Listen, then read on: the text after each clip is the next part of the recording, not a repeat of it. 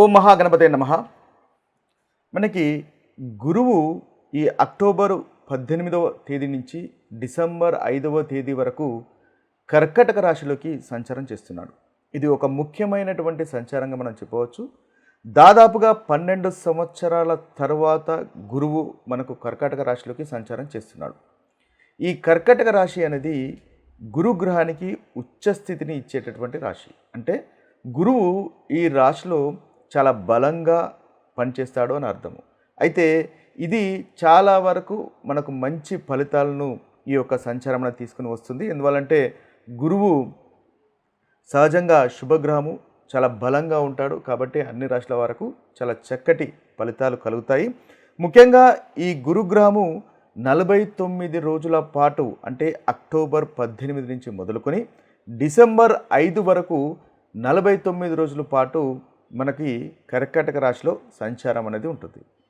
అయితే ఈ దాదాపుగా చూసుకున్నట్టయితే మనకి కర్కాటక రాశి బచక్రంలో 4వ స్థానము, అంటే 4వ రాశి, 4వ ఇల్లు అని అంటాము. కాబట్టి ముఖ్యంగా గృహానికి సంబంధించినటువంటి విషయాల్లో కానీ, తల్లి గారి గురించి సంబంధించినటువంటి విషయాల్లో కానీ, ఆస్తులకు సంబంధించినటువంటి విషయాల్లో కానీ, ప్రాపర్టీస్కి సంబంధించినటువంటి విషయాల్లో, అదేవిధంగా వంశపారంపర్యంగా పూర్వీకుల నుంచి వస్తున్నటువంటి ఆస్తుల విషయాల్లో కాస్త శుభప్రదంగా మనకు ఉండేటటువంటి అవకాశం ఉంటుంది. అదేవిధంగా గురువు చాలా బలంగా ఉన్నాడు కాబట్టి శుభకార్యాలు కూడా జరిగేటటువంటి అవకాశాలు మనకు అనేకము ఈ యొక్క సంచారం వల్ల కనిపిస్తాయి. అయితే ఈ యొక్క సంచారము ప్రతి రాశి వారికి, ఏ రాశుల వారికి ఎలాంటి ఫలితాలు కలుగజేస్తుందో చూద్దాం. ఇక మనకి మిథున రాశి వారి కనుక చూసుకున్నట్టయితే, ఈ మిథున రాశి వారికి 2వ స్థానంలో ఈ యొక్క గురు యొక్క సంచారం అనేది కలుగుతుంది. 2వ స్థానంలో అంటే సప్తమాధిపతి, అదేవిధంగా దశమాధిపతి అయినటువంటి గురువు 2వ స్థానంలో చాలా చక్కటి ఫలితాలు మనకు మిథున రాశి వారికి కలగజేస్తున్నాడు. అంటే వీరికి కుటుంబ స్థానం, కుటుంబము, ధనం విషయంలో చాలా చక్కటి ఫలితాలు కలుగుతాయి.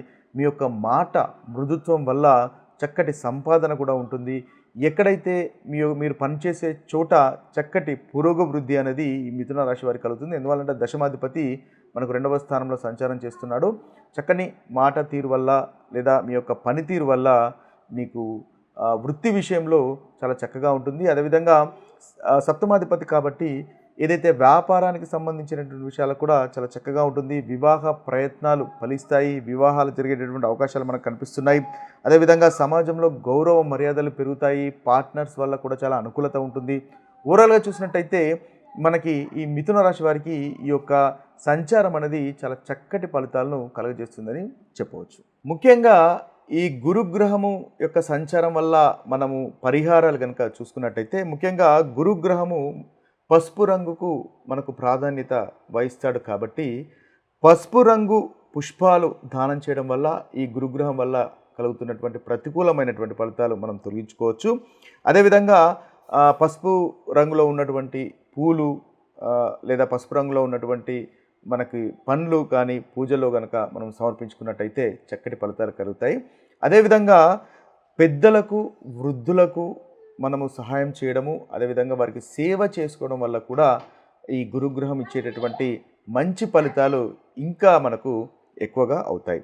అంతేకాకుండా గురువు 9వ అధిపతి, అంటే మనకు బచక్రంలో 9వ స్థానానికి సంబంధించినటువంటి అధిపతి, మనకి ఆధ్యాత్మికతకు సంబంధించినటువంటి అధిపతి. కాబట్టి ఆధ్యాత్మిక పఠనము, మంత్రోచ్చారణలు చేయడం వల్ల కూడా ఈ గ్రహం వల్ల మనకు అధికంగా లాభాలు కలిగే అవకాశాలు మనకి ఉంటాయి. ఇక మనము రాశి ప్రకారంగా కనుక చూసుకున్నట్టయితే, మేషరాశి వారు ముఖ్యంగా మీరు పసుపు రంగు పుష్పాలను గృహంలో మీ యొక్క పూజ గదిలో కనుక ఎక్కువగా మీరు ఉపయోగించినట్టయితే చక్కటి ఫలితాలు మీకు మేషరాశి వారికి కలుగుతాయి. ముఖ్యంగా ఓం బృహస్పతే నమః అనేటటువంటి మంత్రాన్ని 108 సార్లు పఠించినట్టయితే ఈ రాశి వారికి ఇంకా అధికమైనటువంటి శుభ ఫలితాలు కలుగుతాయి. ఇక వృషభ రాశి వారికి కనుక చూసినట్టయితే, ఈ వృషభ రాశి వారికి ముఖ్యంగా 3వ స్థానంలో మనకి గురువు సంచారం అనేది జరుగుతుంది. కాబట్టి విద్యార్థులకు సంబంధించినటువంటి పుస్తకాలు కానీ ఏదైనా దానం చేయడం వల్ల చక్కటి ఫలితాలు వీళ్ళు కలుగుతాయి. అదేవిధంగా ఓం గురవే నమః అనేటటువంటి మంత్రాన్ని 108 సార్లు పఠించడం వల్ల ఈ వృషభ రాశి వారికి మంచి ఫలితాలు ఈ గురుగ్రహం యొక్క సంచారం వల్ల కలుగుతాయి. ఇక మిథున రాశి వారి కనుక చూసుకున్నట్టయితే ఈ మిథున రాశి వారికి 2వ స్థానంలో గురు యొక్క సంచారం కలుగుతుంది కాబట్టి ముఖ్యంగా మీకు కనుక ఆర్థికమైనటువంటి ఫైనాన్స్ సంబంధించినటువంటి ఏదైనా సమస్యలు కనుక ఉన్నట్టయితే దాదాపుగా మీరు నీలం రంగు వస్త్రాలు ఎక్కువగా ధరించే ప్రయత్నం చేయండి, తద్వారా మంచి ఫలితాలు కలుగుతాయి. అయితే మంత్ర జపం చూసినట్టయితే ఓం బృహస్పతిన్ నమః అనేటటువంటి మంత్రాన్ని 108 సార్లు ప్రతిరోజు కనుక పఠించినట్టయితే చక్కటి ఫలితాలు మనకు మిథున రాశి వారికి కలుగుతాయి. ఇక కర్కాటక రాశి వారి యొక్క ఫలితాలు కనుక మనం చూసినట్టయితే కర్కాటక రాశి వారికి 1వ స్థానంలో అంటే ఆత్మ వ్యక్తిత్వానికి సంబంధించినటువంటి స్థానంలో ఈ యొక్క సంచారము అంటే లగ్నంలో రాశిలో ఈ సంచారం అనేది జరుగుతుంది కాబట్టి వీరికి ఆలయంలో దీపాలు వెలిగించడము, ఆలయ సందర్శనాలు, అదేవిధంగా పసుపు పుష్పాలు దానం చేయడం వల్ల కూడా పసుపు పుష్పాలు దానము లేదా పసుపు రంగు సంబంధించినటువంటి వస్త్రాలు దానం చేయడం వల్ల చక్కటి ఫలితాలు ఈ కర్కాటక రాశి వారికి కలుగుతాయి. వీరు కూడా ఓం గురవే నమః అనేటటువంటి మంత్రాన్ని 108 సార్లు పఠించడం వల్ల మంచి ఫలితాలు కలుగుతాయి.